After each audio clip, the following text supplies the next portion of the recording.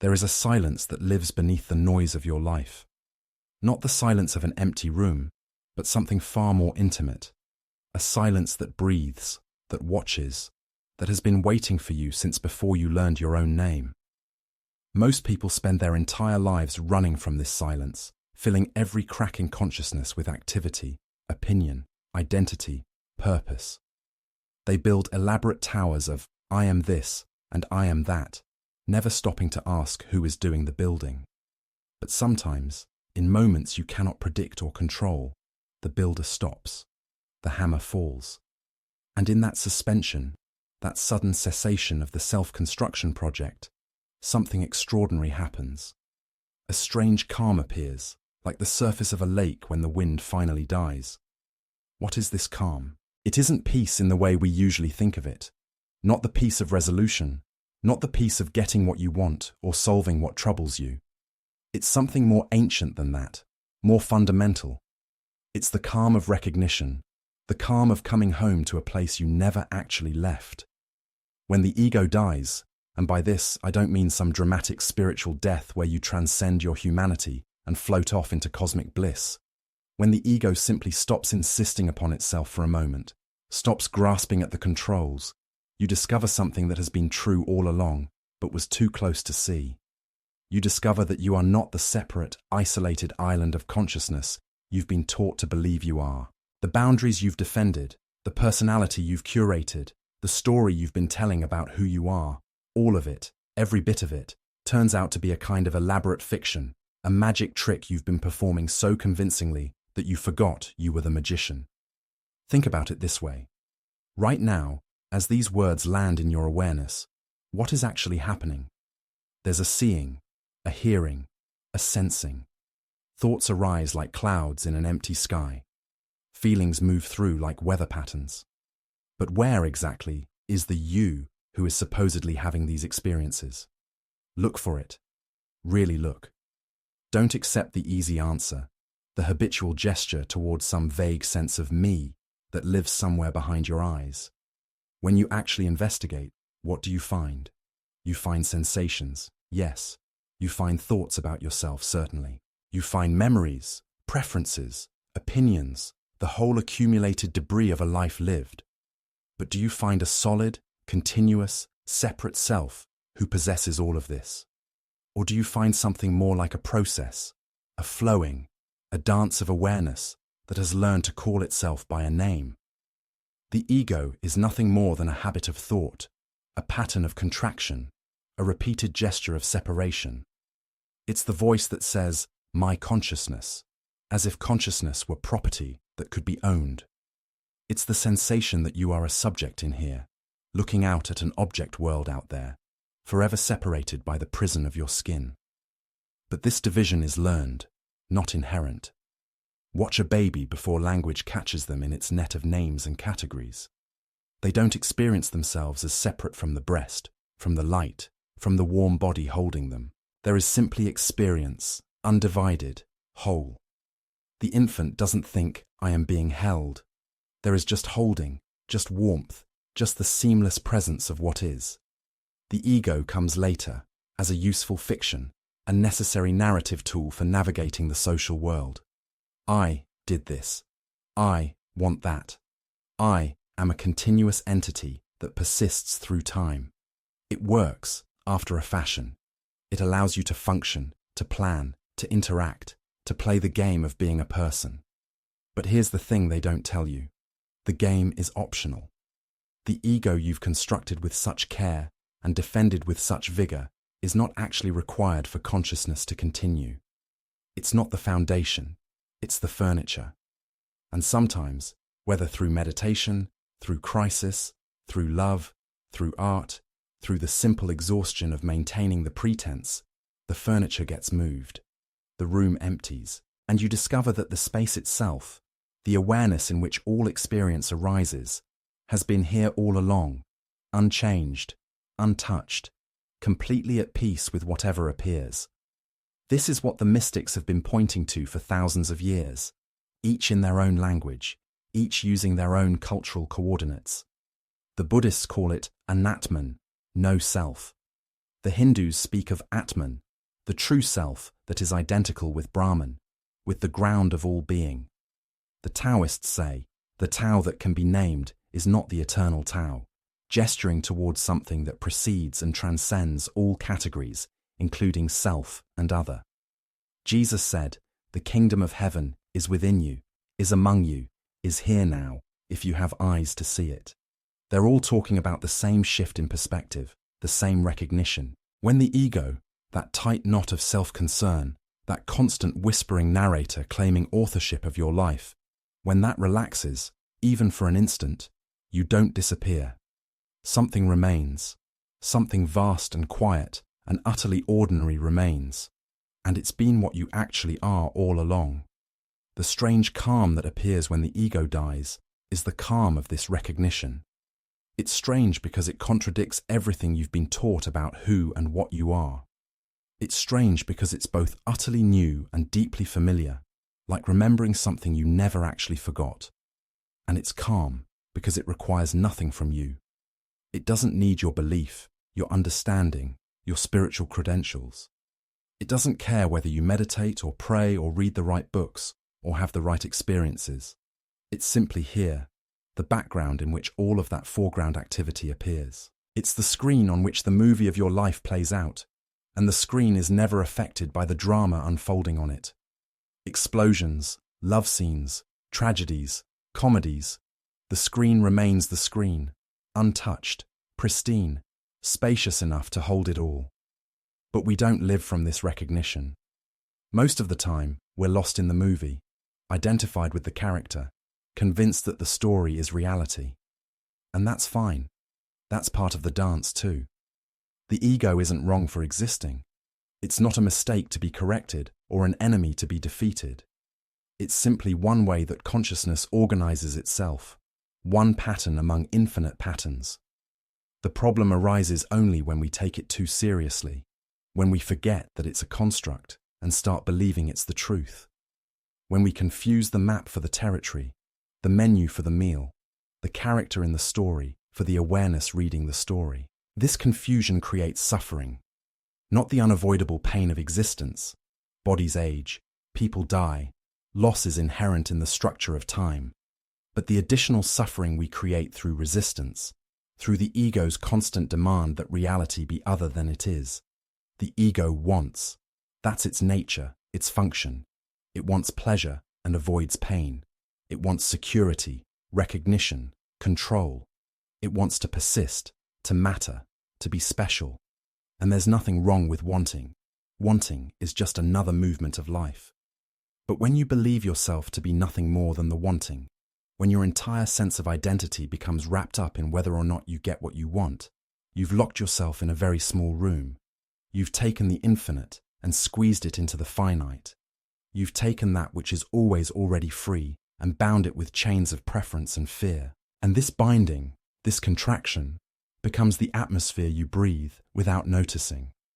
You forget what it's like to exist without the constant low-level anxiety of self-maintenance, without the exhausting project of being someone. Imagine you're at a party where everyone is wearing masks, elaborate masks, beautiful masks, masks they've spent years crafting and perfecting. Some are frightening, some are charming, some are sophisticated, some are simple. And everyone is so committed to their mask that they've forgotten there's a face underneath. They defend their masks, they compare their masks, they feel proud or ashamed of their masks. They build relationships between masks, have mask-to-mask conversations, make love with their masks carefully in place. And you're there too, wearing your own mask, which you've decorated with such care that you can barely remember what you looked like before you put it on. The mask has become you, or so you believe. It speaks with your voice. It moves with your gestures. It has your memories, your wounds, your dreams. The mask is you, isn't it? But then something happens. Maybe the straps loosen. Maybe someone at the party asks you a question that the mask can't answer. Maybe you catch a glimpse of yourself in a mirror, and for just a second, you see past the painted surface to something underneath, something that was never born and therefore can never die. In that moment, the mask doesn't disappear. It's still there, still functional. But suddenly you remember it's a mask. You remember that you are not the decoration. You are not the performance. You are the awareness wearing all of this, playing all of this, but never limited by any of it. And this remembering brings the strangest calm, because you realize you can stop defending the mask. You can let it crack. You can let it change. You can even let it fall away entirely, and you, the actual you, will be fine. More than fine. You'll be what you've always been. The vast, open space in which masks appear and disappear like weather patterns in an endless sky. This is not abstract philosophy. This is pointing to something you can verify in direct experience, right now, if you're willing to look. The ego doesn't want you to look, of course. It wants you to keep believing that your survival depends on its survival, that if it dies, you die. But this is the ego's fundamental lie, its core delusion. The truth is precisely the opposite. It's only when the ego dies, or more accurately, when you see through the illusion of the ego, that you actually begin to live. Not the contracted life of defending a position, but the expanded life of being the whole field of experience, the entire dance of existence manifesting as this particular body, this particular personality, this particular point of view. The strange calm comes because you realize you've been trying to protect something that was never in danger. You've been defending a fortress that was built on sand, that never actually separated you from anything. All the anxiety of self-preservation, all the effort of self-improvement, all the shame of self-judgment, it's been directed at a phantom, a thought construct, a grammatical convenience that somehow convinced you it was the ultimate reality. And when you see this, really see it, the burden drops. Not because you've achieved something or become someone better, but because you've stopped believing in the story of yourself as a separate, isolated entity that must fight to survive in a hostile universe. Let me be clear about what I'm not saying. I'm not saying you should try to get rid of your ego. That would be another ego project, another way for the self to try to improve itself, to become more spiritual, more enlightened, more whatever. The ego trying to kill the ego is like a hand trying to grasp itself. It's a category error, a conceptual impossibility. You cannot use thought to escape thought. You cannot use the self to transcend the self. That's just more furniture rearrangement, more decoration on the mask. What I'm pointing to is something much simpler and much more radical. It's the recognition that the entire framework, the idea that there's a separate self that either has an ego or doesn't have an ego, that's either enlightened or unenlightened, that's either free or bound, the entire framework is based on a misunderstanding of what you are. You are not a thing. You're not an object in the world among other objects. You're not even a subject observing objects, though that's getting closer. You are the field of awareness itself, the consciousness in which subjects and objects appear. You are what the Hindus call the witness, the Buddhists call emptiness, the Taoists call the uncarved block. But even these terms can mislead, because they make it sound like something special, something other than ordinary experience. And it's not. It's so ordinary, so obvious, so completely present that we overlook it constantly. We're looking for some exotic state of consciousness, some special experience that will finally confirm our spirituality, and we miss the simple fact of being aware right now, in this moment, prior to any interpretation of what that awareness contains. This awareness doesn't come and go. Thoughts come and go. Emotions come and go. Sensations, perceptions, the whole contents of consciousness arise and dissolve like waves on the ocean. But the ocean itself remains. The screen remains. The space in which all experience appears remains, constant, unchanging, totally at ease with whatever arises. When you recognize yourself as this awareness, rather than as the contents of awareness, the strange calm appears naturally, effortlessly, not because you've suppressed or transcended or eliminated anything, but because you've stopped identifying exclusively with the wave and remembered you're also the ocean.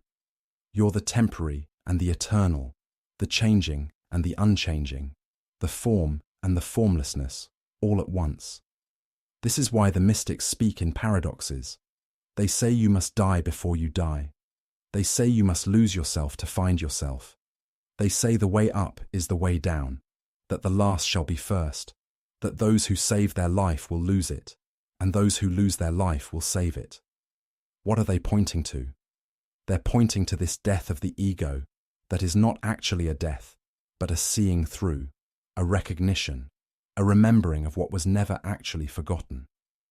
When the small self dies, the big self is revealed, not as something new that appears, but as what was always already the case.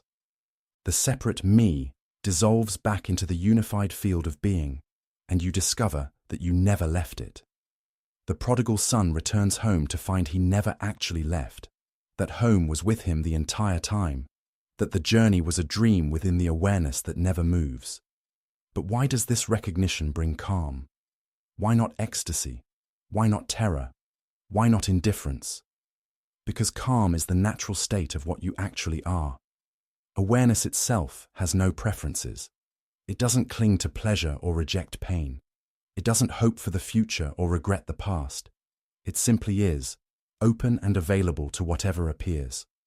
All the agitation, all the seeking, all the dissatisfaction that belongs to the ego, to the separate self-sense that believes it's incomplete, that believes it lacks something, that believes happiness is elsewhere, elsewhen, in some other configuration of circumstances. When this self-sense relaxes, even momentarily, the agitation relaxes with it.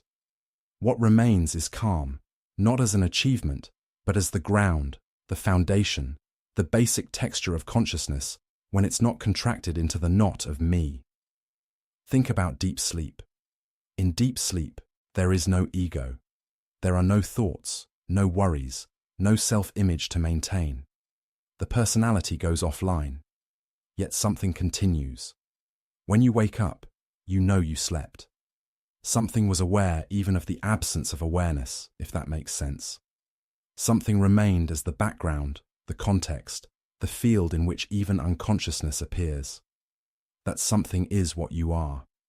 Not the dreaming self, not the waking self, but that which is present in all states, the witness of waking, dreaming, and deep sleep.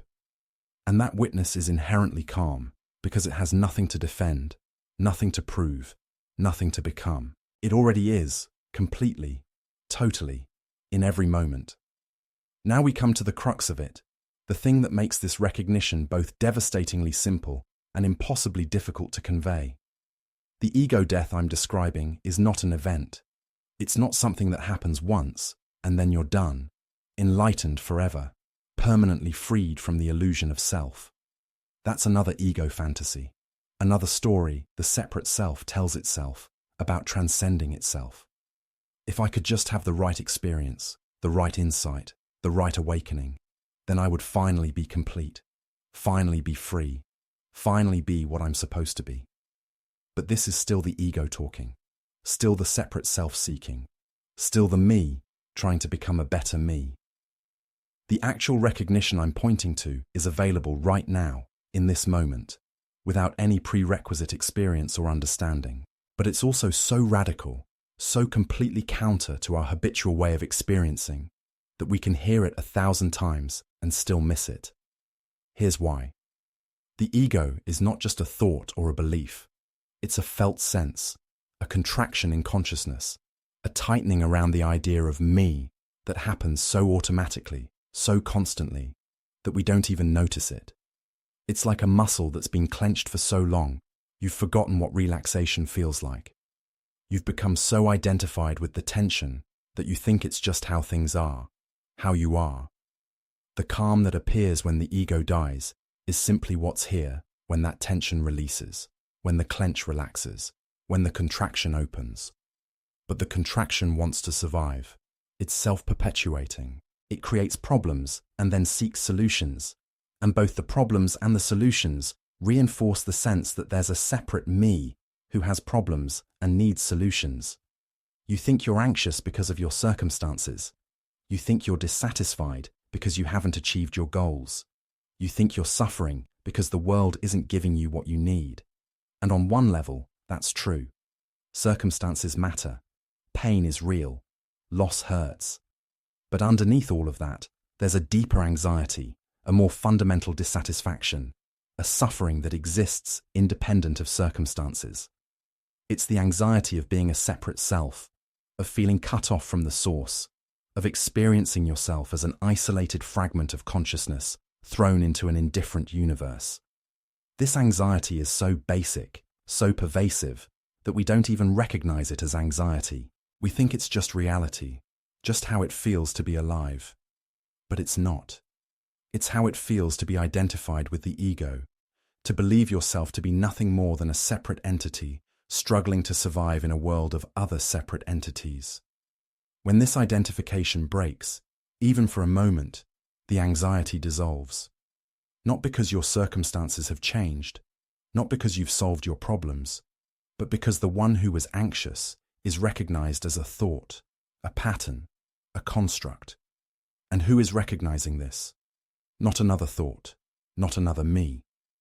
The recognition happens in awareness itself, as awareness itself. This is the strange calm. Strange because it exists regardless of content, regardless of whether the circumstances are pleasant or unpleasant, successful or failed, joyful or sorrowful. The calm is inherent in awareness, in the space of consciousness itself. It's not created by conditions, and therefore can't be destroyed by conditions. It's what remains when you stop adding the extra layer of, this shouldn't be happening, or, I need this to be different, on top of what's actually happening. Let me give you an example. You're sitting in traffic. You're late for something important. The ego kicks in immediately. This is terrible. I shouldn't have taken this route. Why do these things always happen to me? I'm going to be late. They're going to judge me. This is intolerable. And now you're suffering. You're suffering the traffic, yes, but more than that, you're suffering your thoughts about the traffic, your resistance to the traffic, your belief that you shouldn't be in traffic. The ego has taken a simple fact. You're in a car moving slowly, and created a whole drama around it, a drama in which you are the beleaguered protagonist, victimized by cruel fate and poor planning. But what if, in that moment, the ego simply stopped? What if the entire narrative dropped away and there was just sitting, just seeing, just hearing, just the pure experience of what is without the story? The traffic wouldn't disappear. You'd still be late. But the suffering, that extra layer of mental anguish, would vanish. And in its place, that strange calm would appear, the calm of simply being with what is, without resistance, without the constant need to be somewhere else or someone else. This is not resignation. It's not giving up or checking out or becoming passive. It's something far more alive than that. When you're not fighting reality, when you're not spending all your energy resisting what is, you actually have access to a deeper intelligence, a more creative response. You see options you couldn't see when you were contracted around, this shouldn't be happening. You act from clarity rather than from panic. You respond rather than react. And paradoxically, you often become more effective, more capable, not less. Because you're working with reality rather than against it. You're dancing with what is rather than demanding that what is become what isn't. But the ego doesn't trust this. The ego believes that its constant vigilance, its chronic dissatisfaction, its perpetual seeking is what keeps you safe, what keeps you alive, what keeps you moving forward. It thinks that if it relaxed, if it let go, if it died, you would collapse into apathy or dissolution. And sometimes it's right. Sometimes when people touch this egolessness, this open awareness, they do become passive. They do check out. They use the insight as an excuse to avoid responsibility or engagement. But that's a misunderstanding, a premature closure, a new spiritual ego that says nothing matters. It's all an illusion. I don't have to participate. That's not freedom. That's another form of contraction, another way the separate self tries to protect itself. This time by pretending it doesn't exist, while still very much operating from the belief in separation. True egolessness is not detachment in the sense of not caring. It's detachment in the sense of not clinging, not demanding that life conform to your preferences. It's the ability to care deeply, to love fully, to engage completely, while simultaneously recognizing that all of this, the caring, the loving, the engaging, is happening within awareness, not to awareness. You are not the character in the story who is afraid of pain and desperate for pleasure. You are the awareness in which that character appears, and that awareness is already complete, already whole, already at peace. When you live from this recognition, you don't become less human. You become more fully human, because you're not constantly editing your experience to fit the ego's narrow demands. You can let life be life, in all its messy, contradictory, beautiful, terrible complexity. The strange calm is not numbness. It's not indifference. It's not the peace of the grave or the serenity of someone who has given up on life. It's the calm of the ocean depths, where everything is still even though the surface is churning with waves. It's the calm of the eye of the hurricane, the center around which all the chaos revolves. You can be in the middle of intense activity, intense emotion, intense experience, and still there's this sense of space, of openness, of not being overwhelmed by what's happening. Because you're not exclusively identified with what's happening. You're also what's witnessing what's happening, and the witness is never disturbed, never threatened, never in danger. Let's go deeper into what this ego actually is, because most spiritual teachings either demonize it or try to transcend it, and both approaches miss something essential. The ego is not an entity. It's not a thing you can locate somewhere inside you. If you go looking for it with real precision, with genuine investigation, you won't find it. What you'll find instead is a collection of thoughts, memories, sensations, patterns of contraction, but no solid, continuous self that owns all of this. The ego is more like a verb than a noun. It's a doing, not a thing. It's the activity of selfing, of creating and maintaining the illusion of a separate, continuous identity. And this activity happens automatically, unconsciously, moment by moment, as part of how human consciousness organizes itself. Why does consciousness do this? Why does it create this illusion of separation? This is one of the great mysteries, and different traditions answer it differently. Some say it's for the play, the lila, the cosmic game of hide and seek, where God forgets itself in order to have the joy of remembering itself. Some say it's for evolution, for growth, for the universe becoming conscious of itself through individual points of awareness. Some say it's simply what happens when infinite consciousness filters itself through the biological apparatus of a brain and nervous system. The sense of separation is an artifact of embodiment, a necessary side effect of having a particular location in space and time. Maybe all of these are true in their own way. Maybe the question itself is malformed, assuming there's a why when there might just be an is. What matters for our purposes is this: the ego, the self-contraction, the sense of being a separate entity. This is not wrong. It's not a mistake. It's not something that shouldn't exist. It's part of the dance, part of the play, part of how consciousness manifests in the world. A baby needs to develop an ego to function, to learn, to navigate reality.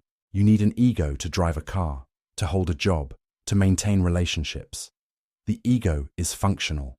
The problem is not the ego itself, but the exclusive identification with the ego, the belief that it's all you are, the forgetting of the larger awareness in which the ego appears. Think of it like this. You're watching a movie. You get absorbed in the story. You identify with the hero. You feel their fear, their joy, their triumph, their defeat. And that's beautiful. That's the power of narrative, of art, of imagination. But if you forget you're watching a movie, if you believe the story is reality, if you think you actually are the hero on the screen, you've lost something crucial. You've lost the perspective that allows you to enjoy the movie without being destroyed by it. The ego is like this. It's the character you're playing in the movie of your life. And it's fine to play the character fully, to commit to the role, to experience the drama.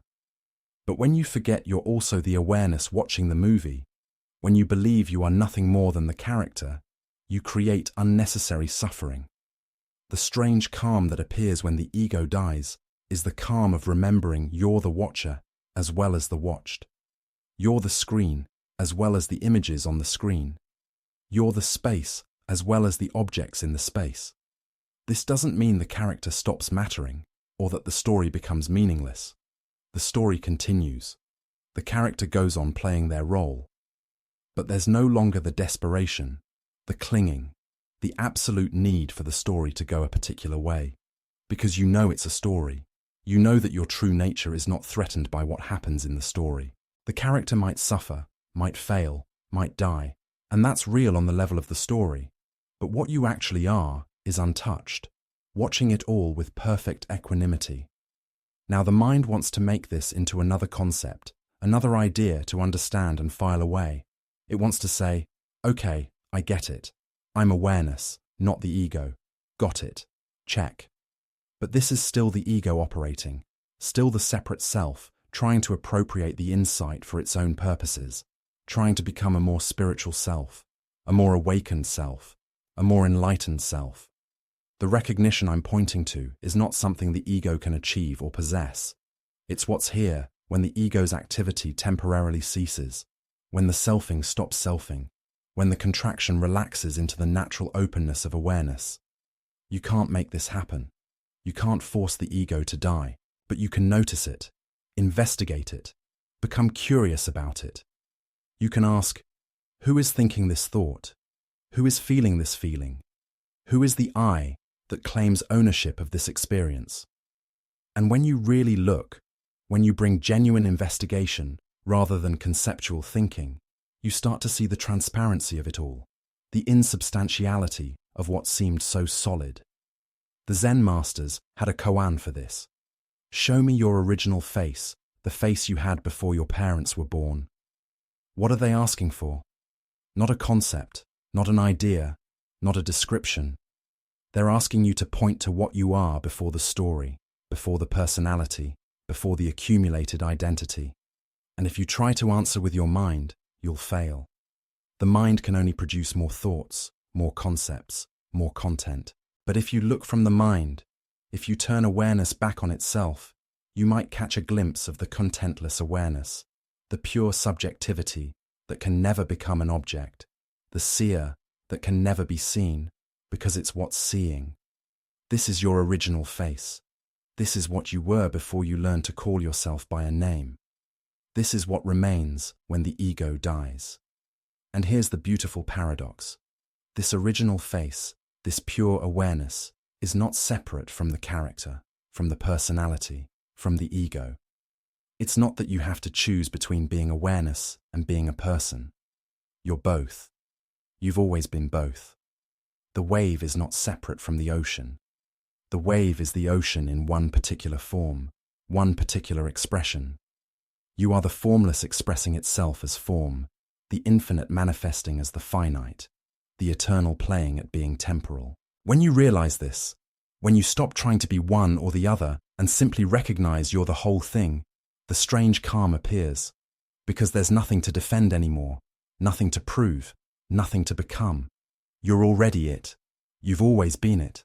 The seeking can stop, but the seeking doesn't want to stop. The ego loves the search because the search confirms that there's a searcher, that there's a separate self who lacks something and might someday find it. This is why so many spiritual paths become endless, because they're structured around the ego seeking its own transcendence, which is impossible. The ego can't transcend itself any more than a knife can cut itself or an eye can see itself. What can happen is that you recognize you're not the ego, that the ego is simply one small part of the totality of what you are. And this recognition doesn't come through more seeking, more effort, more striving. It comes through relaxation, through allowing, through letting the whole structure of separation temporarily dissolve. Sometimes this happens in meditation, when the mind becomes very still and the sense of being a separate observer drops away, leaving just pure experiencing without an experiencer. Sometimes it happens in nature, when you're looking at the ocean or the mountains, and suddenly there's no you looking at the ocean. There's just oceaning, mountaining, seeing without a seer. Sometimes it happens in moments of crisis or intensity, when the normal structures of self collapse and you discover a deeper stability underneath. Sometimes it happens in love, when you lose yourself in another, and find that the boundaries you thought were so solid were actually quite porous, quite permeable, quite illusory. And sometimes it happens for no reason at all, spontaneously, unexpectedly, a grace that descends when you're not even looking for it. What happens in these moments of ego death, these gaps in the selfing? The content of experience continues. There are still sights, sounds, sensations, thoughts. But there's a shift in perspective, a shift in where you're experiencing from.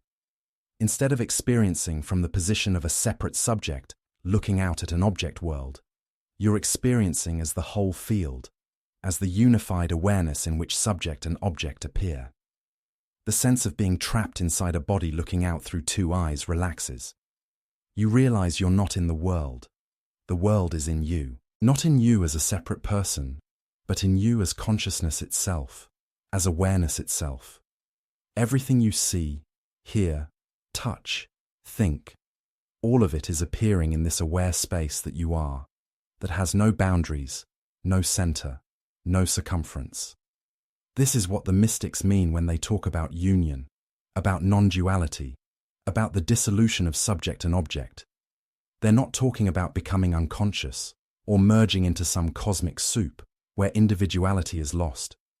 They're talking about recognizing that the separation between self and other, between inner and outer, between consciousness and the world, is not as solid as it appears. It's a useful distinction, a functional division, but it's not ultimately real. It's like the distinction between waves and ocean. You can point to a wave and say, this is a separate thing from that wave, and on one level that's true, but on a deeper level, both waves are ocean. The separation is apparent, not absolute. When you realize this, when you see that you and the world are not two separate things, but two sides of one coin, two movements of one reality, the whole structure of anxiety that comes from feeling isolated and separate relaxes. The strange calm is the calm of belonging, of being home, of recognizing your fundamental inseparability from everything that is. This doesn't mean your problems disappear or your pain stops hurting. The character in the story still faces challenges, still experiences difficulty. But there's a background of okayness, a fundamental yes to existence that doesn't depend on circumstances.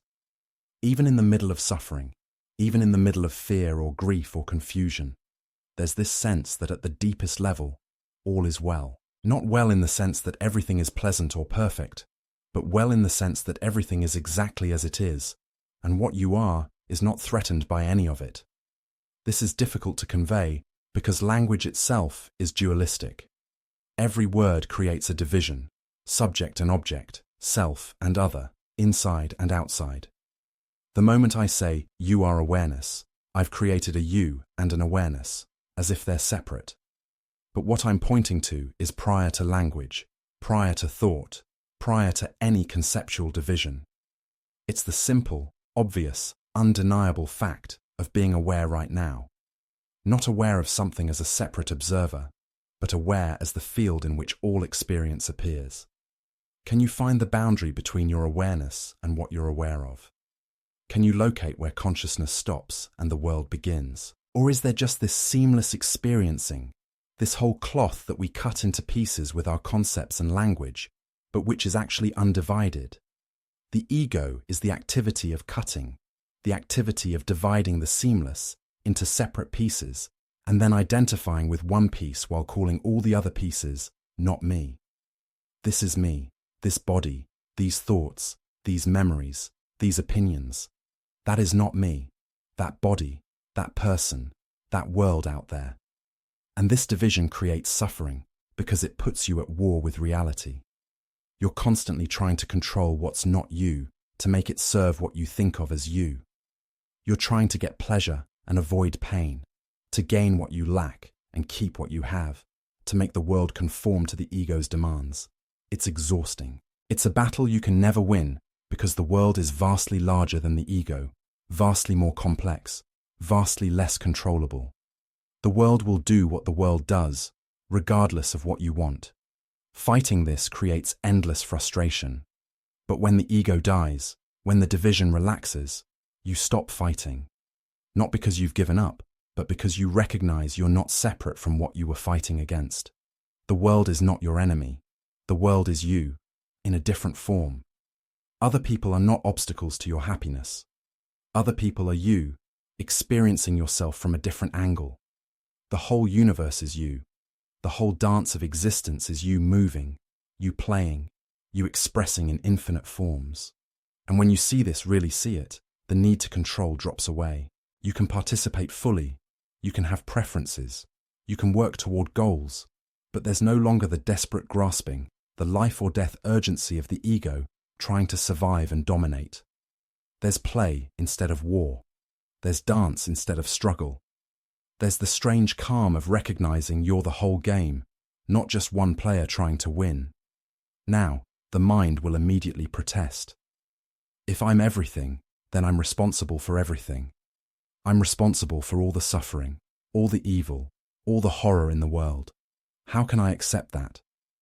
But this is still the ego talking, still the separate self taking personal responsibility for what is actually impersonal.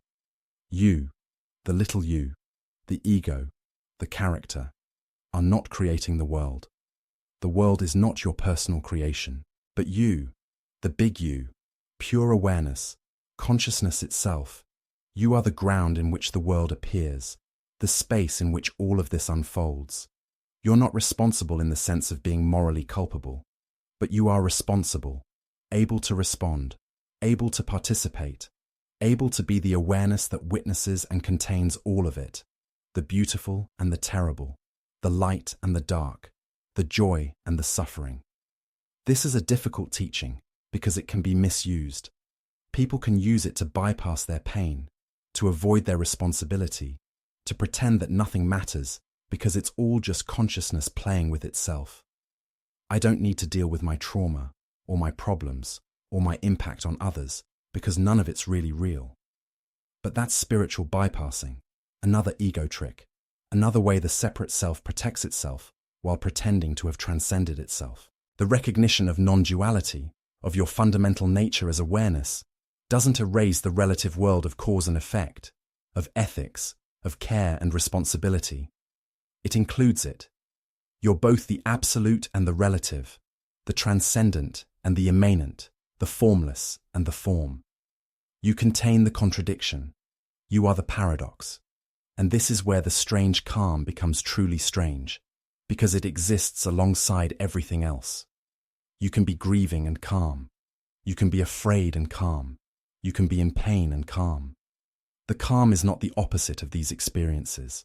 It's the space in which they occur. It's the background that makes them possible. It's the silence that makes the sound meaningful. When you recognize yourself as this background, this space, this awareness, you stop needing your experience to be different than it is. You can let grief be grief, fear be fear, pain be pain, without adding the extra layer of this shouldn't be happening, or I need to fix this immediately. You can be with what is, fully, completely, without resistance. And this is liberation. Not liberation from life, but liberation into life, into the full catastrophe of human existence, experienced without the barrier of the ego's constant commentary and judgment. The mystics have known this for millennia. They've tried to convey it in every language, through every tradition, using every available metaphor and method. Die before you die. Be in the world, but not of it. Kill the Buddha. Chop wood. Carry water. The kingdom of heaven is here now. Form is emptiness. Emptiness is form. The Tao that can be spoken is not the eternal Tao. These are not riddles to be solved or concepts to be understood. They're pointing at what you are, what you've always been, what you can never not be. They're invitations to look, to see, to recognize. And the recognition is not special. It's not something reserved for monks or mystics or people who meditate for 40 years. It's available right now to anyone, in any moment. Because what you are is not something you need to achieve or attain or develop. It's simply what's here, what's always been here, beneath and within and around, all the doing and seeking and becoming. So how do you live from this recognition? How do you integrate the death of the ego into the practical reality of daily existence? This is where many spiritual teachings fall short. They describe the awakening, the insight, the transcendent experience, but they don't talk much about what comes after, about how to embody this realization in the messy complexity of actual life. Because here's the thing, the ego doesn't die once and stay dead. The pattern of selfing is deeply conditioned, deeply habitual. Even after profound insights, even after clear seeing of your nature as awareness, the ego will reassert itself. Thoughts of I and me will arise. The sense of being a separate self will return. And this is normal. This is how it works. The insight is not meant to create a permanent state of egolessness. It's meant to shift your relationship to the ego, to the self-sense, to the whole structure of identity.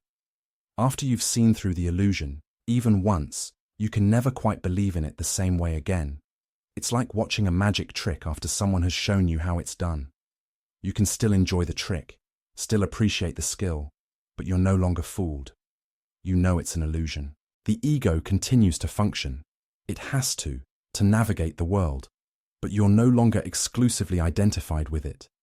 You recognize it as a useful construct, a convenient fiction, a role you play rather than what you actually are. And this recognition brings a lightness, a flexibility, a sense of humor about the whole thing.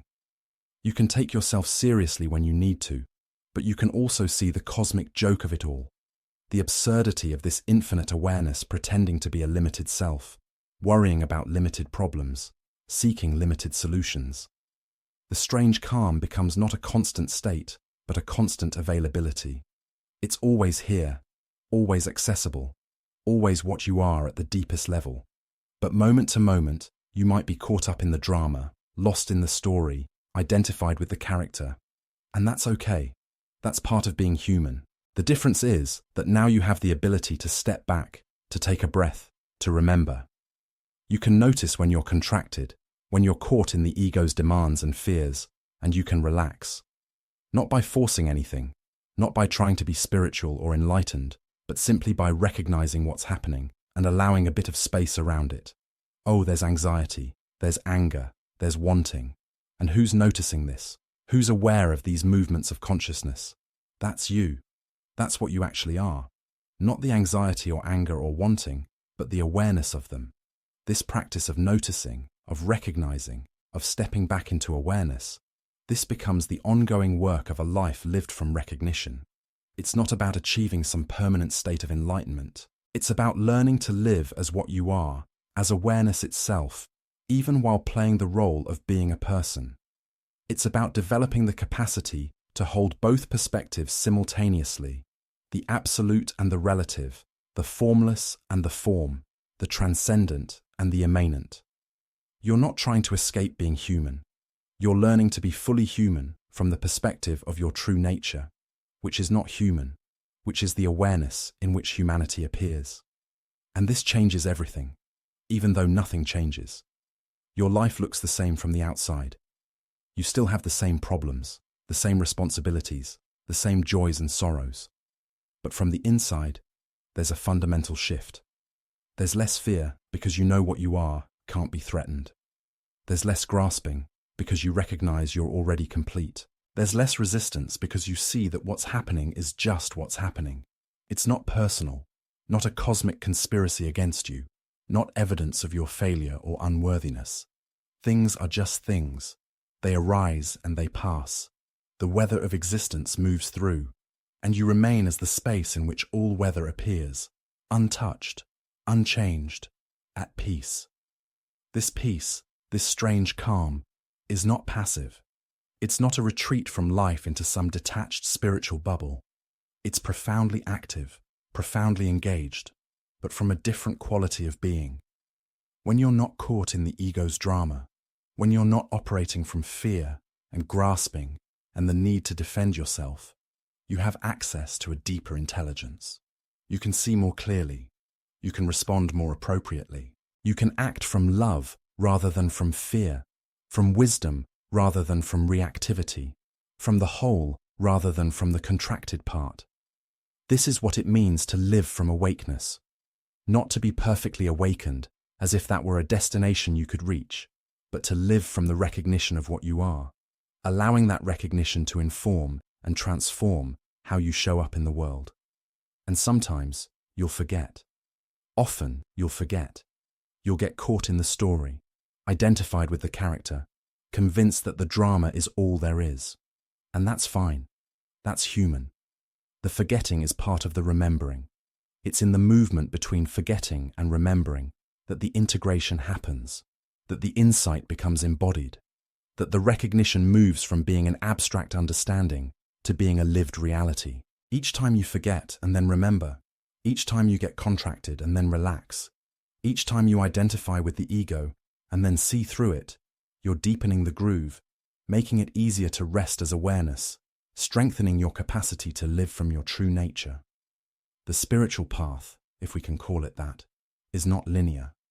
It's not a steady progression from ignorance to enlightenment, from bondage to freedom, from ego to no ego. It's more like a spiral, or a dance, or a rhythm of expansion and contraction. You have moments of profound clarity where everything makes sense and you wonder how you could ever have believed in the illusion of separation. And then you have moments of complete confusion where you forget everything you thought you knew and you're right back in the thick of suffering, convinced that you are this small, limited, struggling self. Both are part of the process. Both are necessary. The clarity shows you what's possible. The confusion shows you what still needs to be integrated, what still needs to be seen and accepted and loved. Because here's another paradox. The way through is not to transcend the ego, but to include it, to accept it, to even love it. The ego is not your enemy. It's a part of you, a part of consciousness, a part of the divine dance. It arose for a reason. It serves a function. Trying to destroy it, or eliminate it, or rise above it, is just another form of violence, another form of rejection, another way you're at war with some aspect of what is. What if instead you could meet the ego with compassion?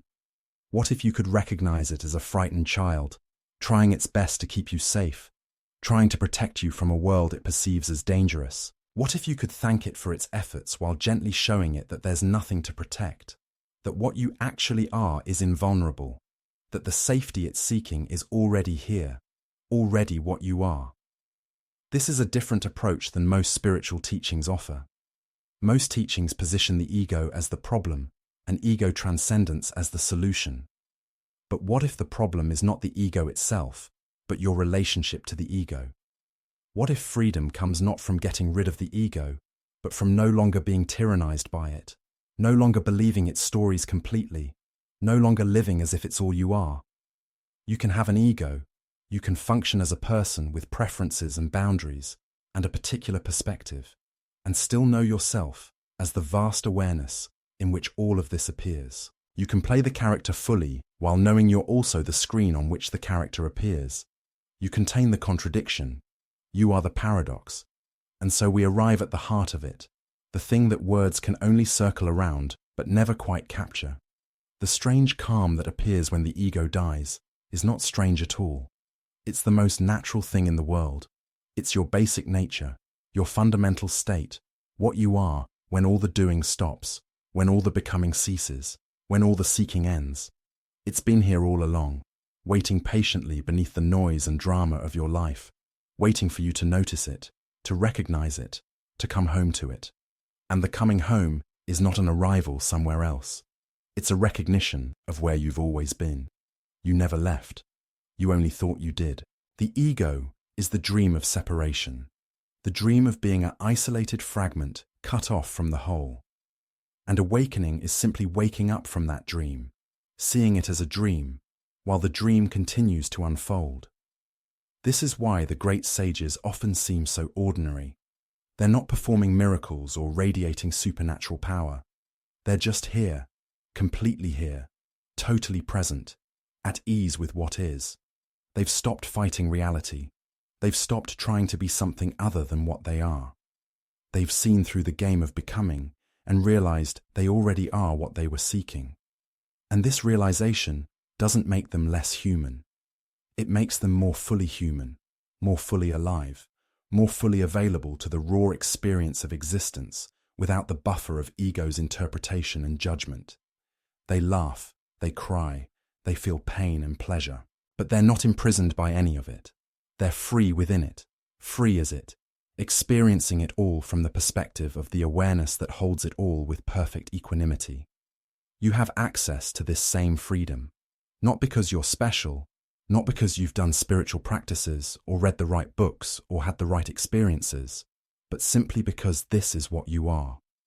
Beneath the layers of conditioning, beneath the accumulated identity, beneath the story of yourself that you've been maintaining for so long, beneath all of that is the simple fact of being aware, of consciousness existing prior to and independent of any content. This consciousness is not yours. You are it. It's not something you possess. It's what's possessing you, what's animating you, what's looking through your eyes and listening through your ears and experiencing through your nervous system. And it's the same consciousness that's looking through every pair of eyes, listening through every pair of ears, experiencing through every nervous system. The awareness is one. The forms it takes are many. You are the one pretending to be the many, and the many is actually just the one in disguise. When you really get this, when you really see it, not as a concept, but as direct recognition, everything changes and nothing changes. The world continues exactly as it was. Your life unfolds exactly as it does. But you're no longer imprisoned by the belief that you're a separate self, struggling to survive in a hostile universe. You're the whole universe, experiencing itself from this particular point of view, and you're free to enjoy the show, to participate fully, to take the ride while knowing it's a ride, to play the game while knowing it's a game. The stakes become lower because you know what you are can never be lost. And paradoxically, this makes life more precious, not less. When you're not obsessively grasping at it, when you're not desperately trying to make it be something it's not, you can actually be with it, can actually taste it, can actually appreciate the astonishing miracle of existence manifesting as this particular moment. The strange calm is the calm of a child playing in the ocean, diving under waves, getting knocked around, emerging laughing, completely unconcerned because they're made of the same water as the wave, because they know implicitly that they can't drown in what they are. That's you. You are the ocean playing at being a wave, consciousness playing at being a person, the infinite playing at being finite, the eternal playing at being temporal. And the game is real. The pain is real. The joy is real. The love and loss and everything in between is real. But it's real within the context of the game, not absolutely real, not threatening to what you actually are. You can afford to relax. You can afford to let go. You can afford to die, because what dies is only what was never really alive in the first place, the separate self, the ego, the character in the story. What remains when that dies is what was never born and therefore cannot die. Pure awareness, clear consciousness. The witness that has been watching this entire life unfold from before the beginning and will continue watching long after the end. This is not a comforting belief or a hopeful philosophy. This is pointing to what you can verify right now if you're willing to look. What is aware of these words right now? What is aware of the sensations in your body, the thoughts in your mind, the sounds in your environment? Can you find the one who is aware? Can you locate yourself as a separate entity doing the awareness? Or is there just awareness happening, just experience arising in the space of consciousness, with no separate experiencer required? The ego wants an answer. It wants to understand, to grasp, to make this into knowledge it can possess. But the recognition I'm pointing to is prior to knowledge, prior to understanding, prior to the mind's ability to categorize and contain. It's the simple, obvious, impossible to miss fact of being here, being present, being aware. Before you add anything to it, before you say, I am aware, or I am this, or I understand, just the raw fact of awareness itself. Can you rest there? Can you be that? Not as an achievement or an attainment, but simply by relaxing the habit of constantly narrating yourself into existence, constantly claiming ownership of experience, constantly creating and maintaining the sense that you're a separate somebody to whom things are happening. In the relaxation of that habit, in the gap between thoughts, in the space before the next story arises, the strange calm is what remains. It's always been what remains. It's the ground, the foundation, the basic texture of what you are. All the seeking, all the spiritual striving, all the effort to become enlightened or free or awakened, it's missing this simplicity. It's looking for something extraordinary when what's being pointed to is so ordinary, so obvious, so utterly basic that we overlook it completely. We're looking for some special state, some cosmic experience, some dramatic transformation. And we miss the simple fact that we're already what we're seeking, that the awareness we're using to search is itself what we're searching for, that we're the answer to our own question. This is the cosmic joke. This is why the Zen masters laugh. This is why enlightenment is sometimes described as the greatest disappointment, because after all that seeking, after all that effort, you discover there was nothing to find, nowhere to go, no one to become. You are already it. You've always been it. The whole journey has been consciousness playing hide and seek with itself, pretending to be lost so it can have the joy of being found. And now, in this moment, the game is revealed. The seeker and the sought are recognized as one. The wave realizes its ocean. The character remembers it's also the screen. The drop discovers it's the entire sea. And what's here in this recognition? What's here when the game is seen through but continues to play? The strange calm, the deep peace, the fundamental okayness that doesn't depend on conditions. Not as an achievement, but as a recognition of what's always been true. You are not broken. You were never broken. There's nothing wrong with you. There's nothing you need to fix or transcend or overcome. The separate self that seemed so solid, so real, so absolutely what you are. It's a beautiful dream, a necessary fiction, a useful tool for navigating reality. But it's not the ultimate truth. The ultimate truth is that you are the dreamer, not the dream. You are the awareness in which all dreams appear. You are the silence in which all sound arises. You are the space in which all objects exist. You are the now in which all time unfolds. And this you is not personal. It's not your private consciousness. It's consciousness itself, the one consciousness, the only consciousness, manifesting as everything and everyone. When you hurt another, you hurt yourself, because there is no other. There's only you, appearing as that other form. When you love another, you love yourself, because the love flowing between two apparent people is just consciousness recognizing itself, just the one love loving itself through these temporary forms. This is not metaphor. This is not poetry. This is the literal truth of what you are, of what everything is. And living from this truth doesn't make you special. It makes you nobody. It makes you everybody. It makes you nothing and everything simultaneously. The strange calm that appears when the ego dies is the calm of coming home to this truth, this reality, this isness that precedes and transcends all categories, including self and other, life and death, form and formlessness. It's the calm of recognizing you never left home, that home is what you are, that you are always and already exactly where you need to be, exactly what you need to be, exactly as you are. The seeking can stop. The striving can cease. The war against yourself and reality can end. Not because you've won, but because you've seen through the illusion of there being anything to win, anyone to win it, any separation between winner and lost, between self and world, between consciousness and creation. And in this seeing, this recognition, this dying of the ego that is not a death, but a birth into what you've always been, in this, there is calm. Strange, profound, unshakable calm. The calm of the eye of the hurricane, the calm of the ocean depths, the calm of awareness itself, resting in its own nature, requiring nothing, lacking nothing, complete beyond all concepts of completeness. This is your birthright. This is your nature. This is what you are, have always been, and can never not be. Welcome home.